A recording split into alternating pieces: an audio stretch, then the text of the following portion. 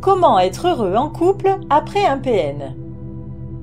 C'est l'amour, ou plutôt le désir d'amour, qui a été à l'origine de toute la manipulation qu'un pervers narcissique a pu vous infliger. Après une expérience si traumatisante, quoi de plus normal que de vouloir verrouiller son cœur à jamais? Comment être heureux en couple après un PN? Comment retrouver la confiance de dévoiler ses sentiments à un partenaire lorsqu'un lien d'emprise vous a appris à subir tous les abus émotionnels possibles? Voyons comment se débarrasser des séquelles laissées par le vampire sentimental pour favoriser vos chances d'être un jour épanoui dans une relation conjugale saine. Suivez nos conseils et renouez avec l'idée que le bonheur d'être à deux est à votre portée. Cette réflexion est tirée d'un article du site internet www.pervers-narcissique.com, dirigé par Pascal Couder, psychanalyste et psychologue clinicien, co-auteur de l'ouvrage de référence « La manipulation affective dans le couple, faire face à un pervers narcissique ». Depuis plus de 30 ans, Pascal Couder et son équipe de thérapeutes spécialistes des questions autour de la manipulation sentimentale prennent en charge les victimes de PN francophones partout dans le monde grâce à la vidéoconsultation. Rendez-vous sur pervers-narcissique.com pour accéder gratuitement à une multitude de ressources précieuses. Pourquoi pense-t-on que l'amour ne sera plus possible après un pervers narcissique? Même si l'envie de retrouver l'amour est rarement omniprésente après une séparation chaotique, un sombre questionnement émerge et se loge en arrière-plan.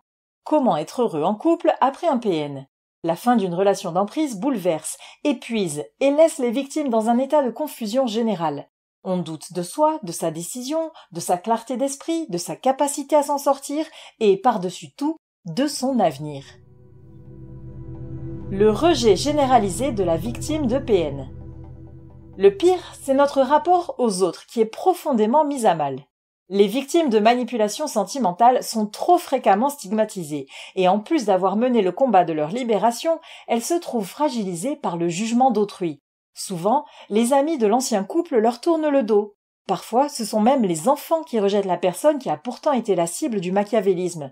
Et ce n'est pas tout, le système tout entier semble complice du PN. En résumé, l'heure est au repli stratégique pour se préserver, tout en évitant l'isolement total, propice aux idées dépressives et aux attaques du manipulateur. En effet, celui-ci se contente rarement de laisser son ancienne proie en paix et le risque de rechute sous sa domination sadique est bien réel. Face à tous ces tourments qu'il reste à traverser, la meilleure arme réside dans le soutien social par des gens de confiance. Toutefois, ils sont en général très peu nombreux et nécessitent qu'on leur explique le phénomène d'emprise. L'impression pour la victime d'avoir perdu sa seule chance d'être considérée. Le couple toxique a provoqué un débordement qui a fait que, dans un élan de survie, la victime de PN a finalement osé s'extirper de la relation malsaine. Le plus souvent, la peur centrale qui l'a fait rester si longtemps et supporter autant d'abus réside dans sa dépendance affective. Le manipulateur pervers, bien au fait de cette blessure narcissique, a su l'exploiter pour instiller l'idée que si ce n'est pas lui, ce ne sera personne d'autre. En d'autres termes, il a fait croire à sa proie qu'elle ne mériterait jamais mieux que lui, qu'elle n'est pas assez digne d'être aimée dans le respect et la bienveillance. Une fois la rupture actée, il a le don d'enfoncer le clou en se remettant immédiatement en couple.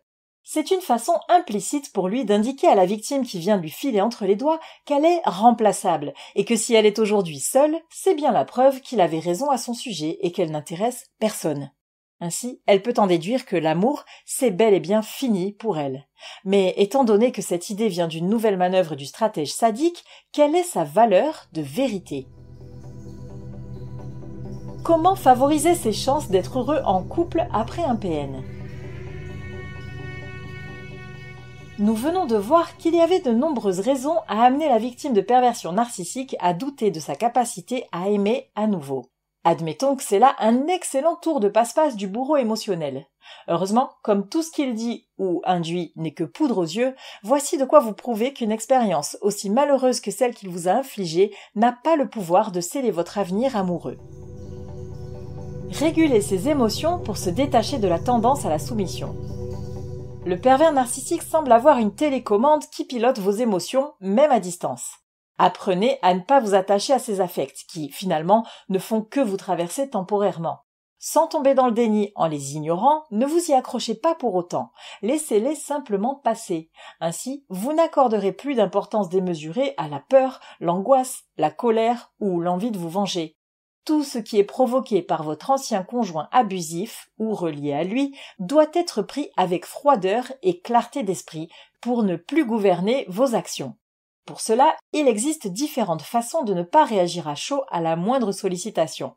La méditation, la cohérence cardiaque, le recours à des personnes ressources en cas de difficulté peuvent vous aider à ramener un certain calme intérieur, propice à un raisonnement plus éclairé. Toutefois, la psychothérapie reste le moyen le plus efficace pour apprendre à reconnaître ces émois et à les empêcher de vous parasiter. Reprogrammer ses pensées et modes relationnels pour ne pas reproduire les schémas délétères.